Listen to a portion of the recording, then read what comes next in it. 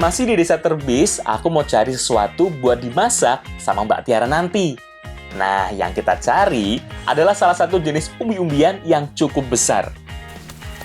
Nah, ini yang kita cari, gote atau talas. Biasanya kalau umurnya semakin tua, semakin banyak umbinya. Talas, keladi, atau yang masyarakat Terbis menyebutnya sebagai gote ini adalah salah satu penghasil umbi-umbian cukup penting yang berasal dari Asia Tenggara dan Asia Tengah. Talas diperkirakan sudah dibudidayakan sejak zaman manusia purba, bahkan pada sebelum padi ditanam. Oh iya, talas yang sering dimanfaatkan umbinya ini mengandung karbohidrat yang cukup banyak, walaupun biasanya mengandung getah yang cukup gatal. Nah, sudah banyak iki talasnya. Aku bawa pulang ah. Tiara pasti udah nungguin.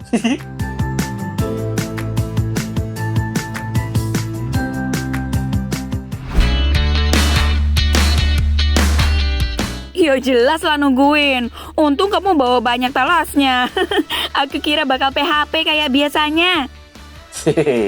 Iyo, maaf. Kita kupas dulu yuk talasnya. Sebelum diolah, harus dikupas dulu talasnya.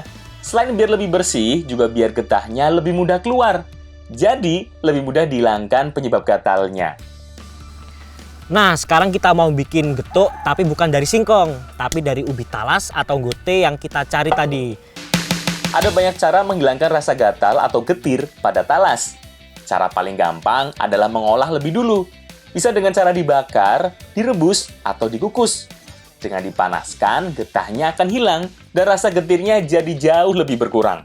Kalau sekarang, karena kita mau bikin getuk, talasnya kita kukus aja yuk.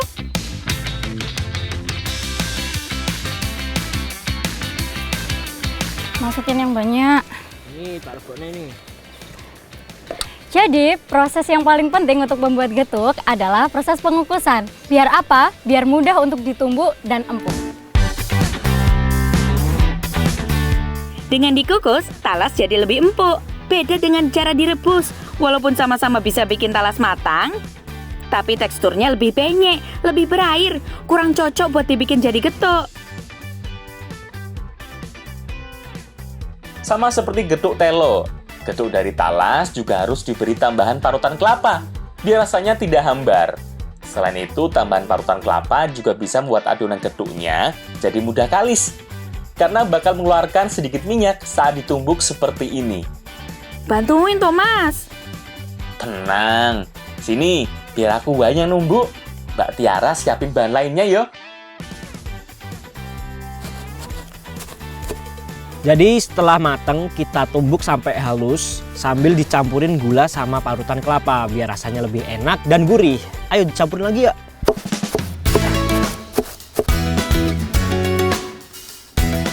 Oh iya, semakin tua talasnya, semakin banyak kandungan patinya. Makanya kalau buat getuk seperti ini, lebih bagus talas yang sudah tua. Lebih lihat nanti teksturnya. Sebenarnya getuk ini siap dicetak dan dihidangkan. Tapi kita bikin lebih menarik yuk tampilannya. Kita bagi menjadi beberapa jenis warna. Ada yang merah, kuning, dan warna hijau.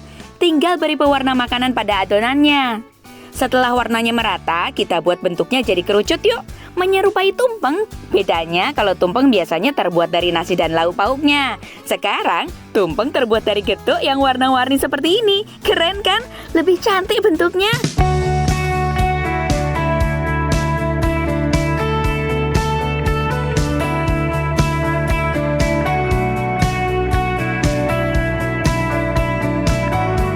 Yuk, kita cicipi tumpeng getuk talasnya. Tekstur getuk talas ini cukup lembut, bahkan lebih lembut dari getuk telo. Tapi agak sedikit masir yo. Nah ini yang jadi salah satu ciri khasnya. Rasanya juga enak kok. Tekstur lembutnya cocok banget dipadukan dengan gurihnya parutan kelapa dan manisnya gula. Semuanya berpadu, nggak ada yang saling mendominasi. Getuk biasanya terbuat dari telo, tapi ternyata juga bisa dari talas. Rasanya enak dan tidak menimbulkan gatal. Salah satu manfaat dari talas ini bisa menjaga atau menurunkan berat badan kita. Karena kalau makan talas ini, kenyangnya kita makin lama. Nggak jajan malian. Selain itu, manfaat lainnya juga banyak loh. Salah satunya adalah umbinya bersifat anti radang. Karena alam memberikan banyak manfaat.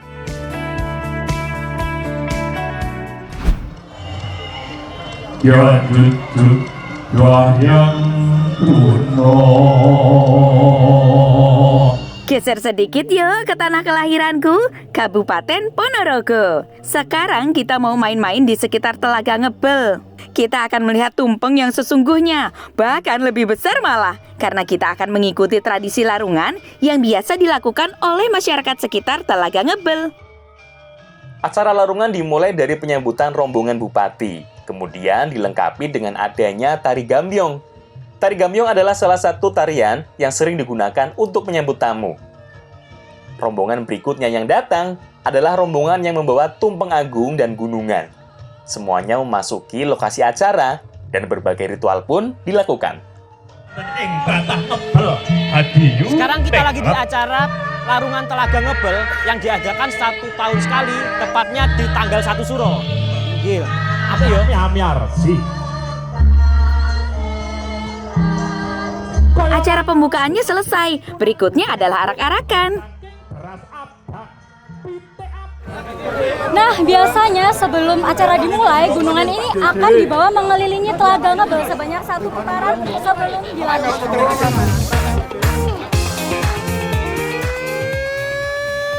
Sebelum dilarung, semua gunungan akan dibawa mengelilingi Telaga Ngebel. Biasanya untuk mempersingkat waktu akan diarak menggunakan kendaraan khusus. Sementara itu, di arena utama masih akan dilakukan pertunjukan kesenian. Sambil menunggu rombongan gunungan, sampai ke titik awal yo. Bukan Ponorogo namanya. Kalau di setiap acara adat tidak ada pementasan reog yo. Termasuk di Larungan Ngebel yang masih dalam rangkaian acara Grebek Suro 22 ini. Tunjukan reog juga dilakukan di sini loh. Oh iya, ada 2 lokasi puncak. Karena ada beberapa tumpeng agung yang akan dilarung di telaga, dan ada juga gunungan yang akan dipurak atau diperebutkan warga di pinggir jalan. Kita misah aja yuk, biar bisa menyaksikan dua-duanya. Aku mau ikut larungan yo. Siap, kalau gitu aku ikut berburu gunungannya aja yo. Hati-hati. Oke, aku ngikutin rombongan yang bawa tumpeng pokoknya. Disebut tumpeng agung karena tumpeng ini memiliki ukuran yang sangat besar. Bahkan tingginya bisa lebih dari 2 meter. Tapi tumpeng agung ini hanya simbolis. Tidak semua bagian merupakan nasi merah yang dibentuk jadi gunungan. Bagian dalamnya agak kosong yo, karena menggunakan rangka khusus dari bambu. Jadi nasinya hanya di bagian luarnya saja. Tumpeng agung yang akan dilarung dinaikkan pada sebuah rakit. Tujuan dari larungan ini sebenarnya untuk memanjatkan puji syukur kepada Tuhan karena udah diberi nikmat-nikmatnya. Setelah itu, tumpeng agung langsung dihanyutkan ke dalam Telaga Ngebel.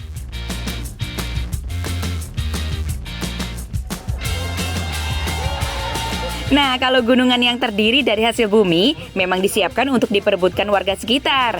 Setelah doa bersama selesai dilakukan, warga langsung berebut apa saja yang mereka dapatkan. Nah, selain ada larungan, kita juga ada gunungan yang diperlukan oleh warga sekitar seperti yang ada di belakang kita ini. Tujuan dari perebutan itu sendiri untuk mengharapkan berkah. Pelaksanaan berebut gunungan ini berbarengan dengan prosesi larungan di telaga. Makanya, kita bagi tim. Untung biarpun cewek, aku masih cekatan toh. Lumayan, dapat apel dan kacang panjang.